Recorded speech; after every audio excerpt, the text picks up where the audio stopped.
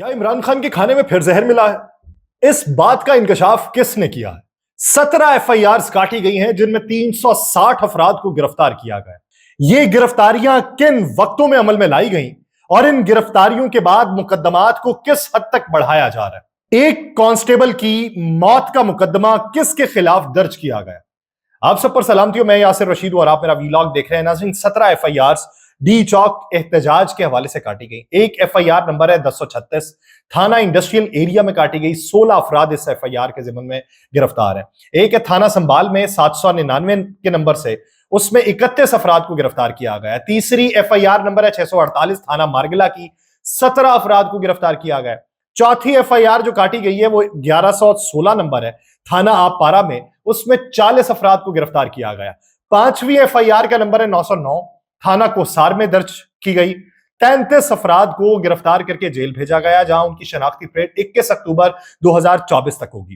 چھٹی F I R کا number ہے 871 تھانہ شالیمار میں، جہاں پہ 15 افراد جنہیں پولیس غیر ملکی قرار دے رہی تھی انہیں گرفتار کر کے عدالتی حوالات میں بھیج دیا گیا۔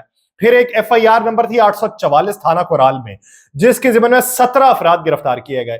ایک ایف آئی آر تھی 8ویں جو 904 نمبر ہے تھانہ کوسار میں، جس میں ایک شخص کو گرفتار کیا گیا۔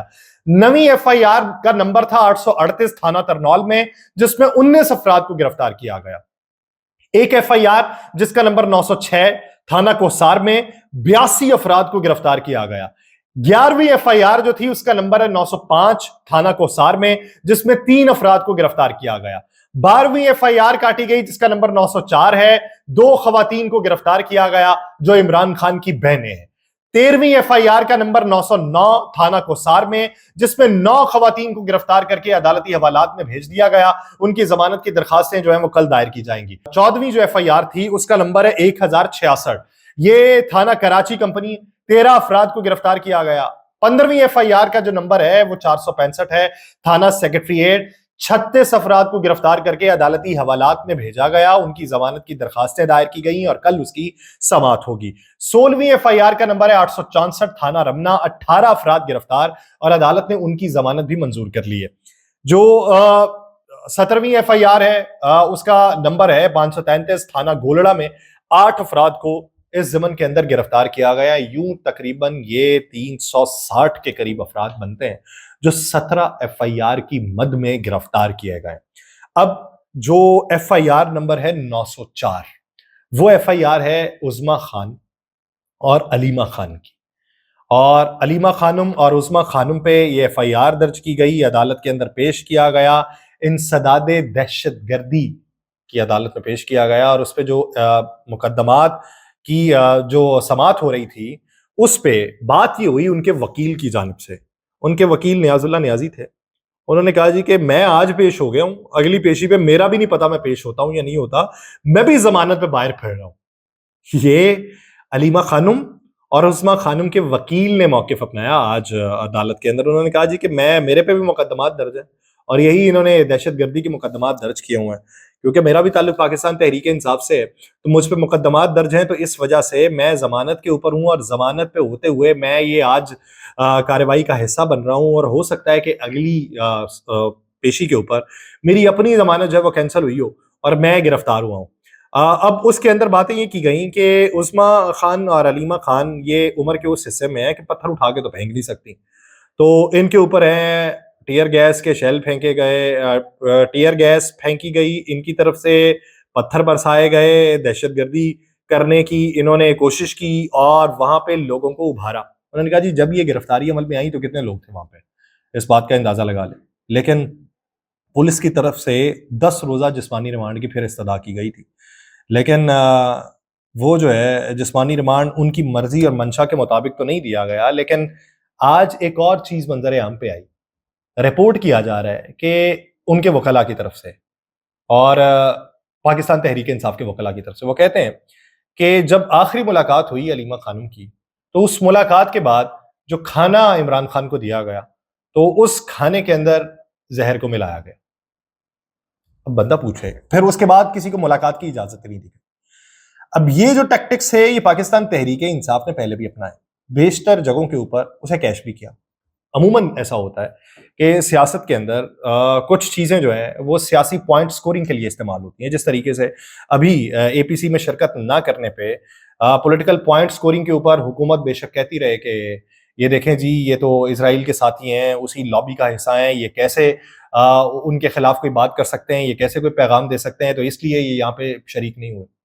تو کیا پوری پاکستان تحریک انصاف میں, ایک سوال ہے, کیا پوری پاکستان تحریک انصاف میں کوئی ایسا شخص موجود نہیں کہ جو یہ بات کر سکے کہ بھائی صاحب ہماری پارٹی جا کے شریک کیوں نہ ہوئی, ہم اسرائیل مخالف کیوں نہیں ہیں, ہم اس کے حمایتی کس طریقے سے بن سکتے ہیں؟ کیا کوئی ایک بندہ نہیں بچا پورے پاکستان میں پاکستان تحریک انصاف کا؟ میرا بھی یہ ماننا تھا کہ پاکستان تحریک انصاف کو جانا چاہیے تھا, لیکن وہ یہ کہتے ہیں کہ جماعت اسلامی کے سینیٹر مشتاق کے اوپر جو تشدد کیا گیا, ان کی گرفتاریاں ہوئیں, ان کی اہلیہ کی گرفتاریاں ہوئیں, لوگوں کو گرفتار کیا گیا, وہ غزہ مارچ تھا نا, اس کے اوپر مقدمات بھی کاٹے گئے. تو جب یہ حکومت کی ترجیحات تھیں تو ہم کیوں جاتے, ان کے ساتھ کیوں بیٹھتے, ان کی انٹینشنز کیا ہو سکتی؟ یہ حکومت اس پہ پولیٹیکل پوائنٹ سکورنگ کر سکتی ہے کہ وہ نہیں آئے. لیکن میرا یہ ماننا ہے کہ یہ عالمی سطح پہ ایک تاثر جانا تھا, تو عالمی سطح پہ تاثر بھیجنے کے لیے ہمیں جانا چاہیے. یہ آپسی قدرتیں اور آپس کے جو ایک دوسرے کے بارے میں رائے ہے, یہ ان آراء کو بعد میں رکھا جاتا ہے, لیکن حکومت بھی پوائنٹ سکورنگ کر رہی ہے, پولیٹیکل پوائنٹ سکورنگ حکومت کا بنتا ہے, حکومت کر رہی ہے. اسی طریقے سے پاکستان تحریک انصاف بیشتر مواقع کے اوپر پولیٹیکل پوائنٹ سکورنگ کرتی رہی ہے, اور یہ اس ضمن کے اندر بھی پہلے ہوتی رہی ہے. لیکن اب کی بار پھر یہ کیا جا رہا ہے, تو سوال یہ بنتا ہے کہ کون تھا جس نے یہ بتایا کہ علیمہ خان سے ملاقات ہونے کے بعد وہ ایسا کھانا دیا گیا جس کے اندر زہریلا مواد تھا؟ یہ کون تھا جس نے یہ بتایا؟ انہوں نے کہا جی ملاقات کروائی جائے. اب یہ ہے کہ اس کو اس پیرائے کے اندر دیکھنا ہوگا کہ قانونی منظر میں جب آپ نے کیس رکھا ہو تو کیس کی ارجنسی جو ہے اس کو بھی دیکھنا پڑتا ہے.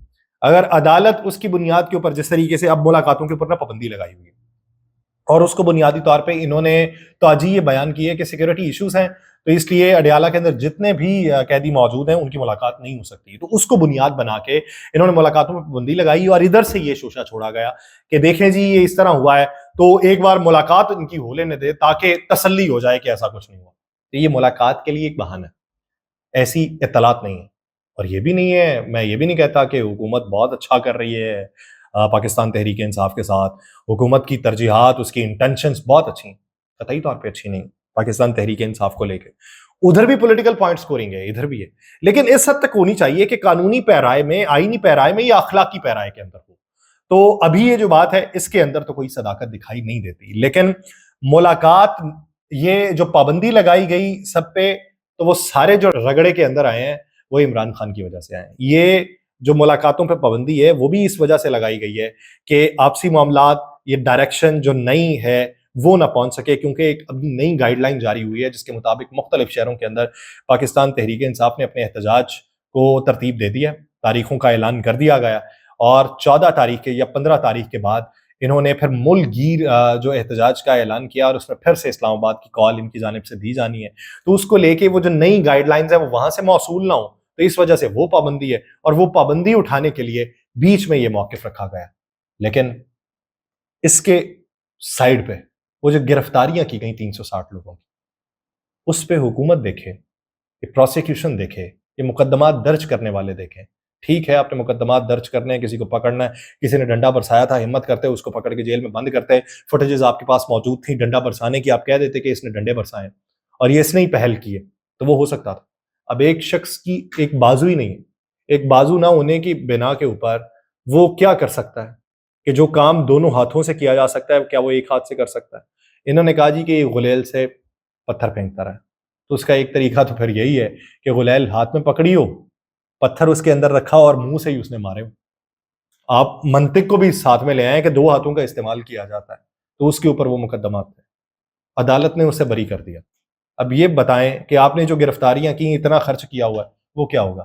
پھر ایک طرف سے کہا جاتا ہے کہ ہم جو ہیں سرکاری وسائل کا استعمال نہیں کرتے, وہ تو سارے سرکاری وسائل کا استعمال کر رہے ہیں. انہوں نے بھی جواب دے دیا جو کنٹینرز لگائے ہوئے ہیں, اگر یہ خرچہ آپ نے اپنی جیبوں سے کیا ہے تو ویل اینڈ گڈ, اور اگر کیا نام ہے حکومت کے خزانے سے کیا گیا تو پھر یہ سرکاری وسائل کا استعمال نہیں ہے. تو جواباً ان کا یہ کہنا تھا اس کا بل ان کو بھیج دیں گے. بھائی کس نے کہا تھا کنٹینر لگائے جائیں؟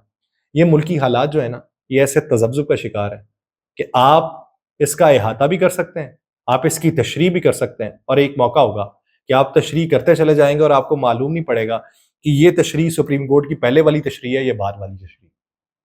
تشریحات کے اندر پھنس جائیں گے. کب تک پھنسے رہیں گے؟ کچھ ہی دن. مجھے دیجیے اجازت. اللہ نے کے بعد.